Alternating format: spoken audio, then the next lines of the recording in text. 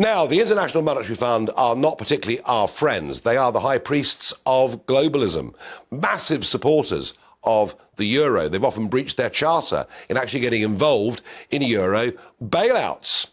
But overnight, some quite dramatic predictions for them that the UK is headed for a really miserable year. We won't just do worse than the other G7 economies, we'll do worse in terms of growth even than Russia. Well, joining me from Tufton Street in Westminster is Liam Halligan, GBNews' economics editor. Liam, tell me what's happening in Westminster tonight. What event are you attending on this third anniversary of us leaving the European Union?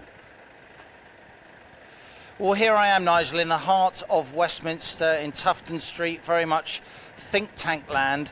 And what we're seeing here tonight on this third anniversary is a meeting of what's called the European Foundation, a research group set up in the early 90s at the start of this journey, really, out of the European Union by the Tory MP Bill Cash, somebody who's really got into the nitty-gritty, the detail of EU law over the years. And we're going to see a number of speeches from mainly conservative Brexiteers, people like John Redwood, people like Bill Cash himself. There's talk that Priti Patel's going to be showing up. It starts at 8 o'clock. They're going to be launching this pamphlet, Nigel, which is Completing Brexit, a Democratic Necessity. And I think a lot of people here tonight who will be gathering in the next few minutes, they're literally just arriving behind me.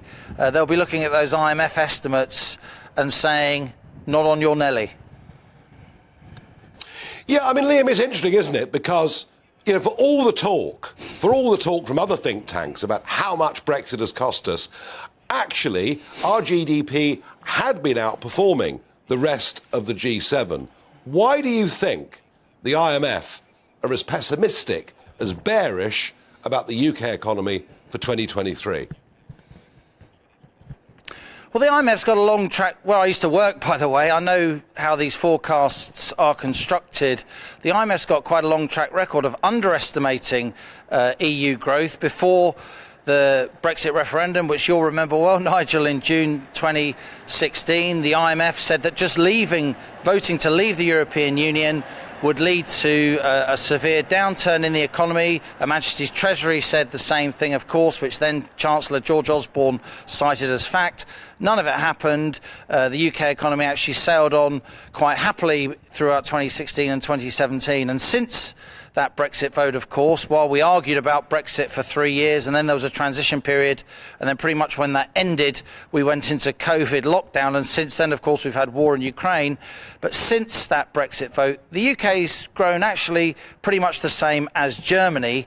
And last year, 2022, the UK actually outperformed most other G7 nations, including the Eurozone. We grew by 4.1%, partly because we had a deeper lockdown, and so we had a bit more of a bounce back. But look, forecasts aren't destiny, and the IMF also said in their report today, barely picked up by the media, that the UK did grow strongly last year, and the reason it isn't growing strongly this year is partly because we've been raising taxes when most other countries are lowering taxes, and also because we've had lots of strike action in the UK, of course, and because a lot of our workforce remains pretty shy after lockdown. We still have a high proportion of the UK workforce that hasn't quite returned to work since lockdown ended, and of course there's lots of working from home going on, which many economists would say impacts productivity. I'm not nearly as pessimistic about the UK economy as the IMF is, and I don't think actually the Bank of England is either. A few months ago, the Bank of England said that the UK would endure a year-long recession, literally, in 2023. I think we're going to hear on Thursday, Nigel, that the Bank of England Governor Andrew Bailey will be rowing back from those very, very pessimistic assumptions about UK growth, and I think pretty soon the IMF will be doing the same. Well, that's good news. But, Liam, there is something, isn't there, in what the IMF say, and something in what you and I have been saying together for some time here, that a country in which corporate taxes are due to go up by 30%, a third increase in corporate taxes coming just a couple of months down the line, and a personal tax regime that is dragging millions into 40p tax. It's difficult for us to really fulfill our potential with a tax regime like that. Well, you know, as soon as I've finished talking to you, Nigel, as you'd expect from me, as you would do, I'm going to go inside for a drink and start talking to some of the guests.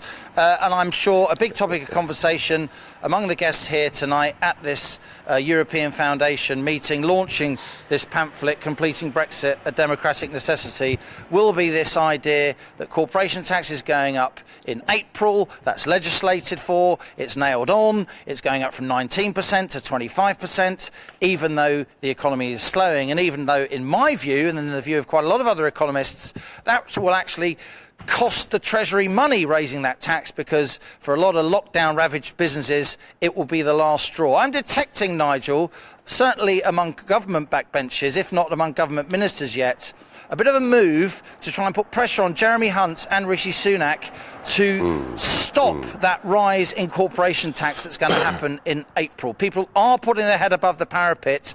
It will feel like a tax cut, Nigel, because it's nailed on the rise, but it won't actually cost the government any money, so it can be seen as prudent. And actually, as I say, it may actually end up raising revenue for the Treasury, because it will mean more businesses survive.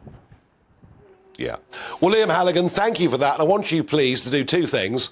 One, go in there and lobby hard, stir as much as you possibly can. And secondly, please give my regards to everybody, many of whom I stood alongside in that referendum campaign. Liam Halligan, thank you.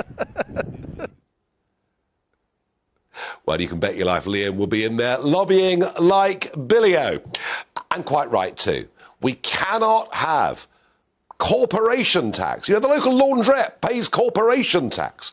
We can't have it going up by a third on the 1st of April. That would be disastrous for business and for jobs.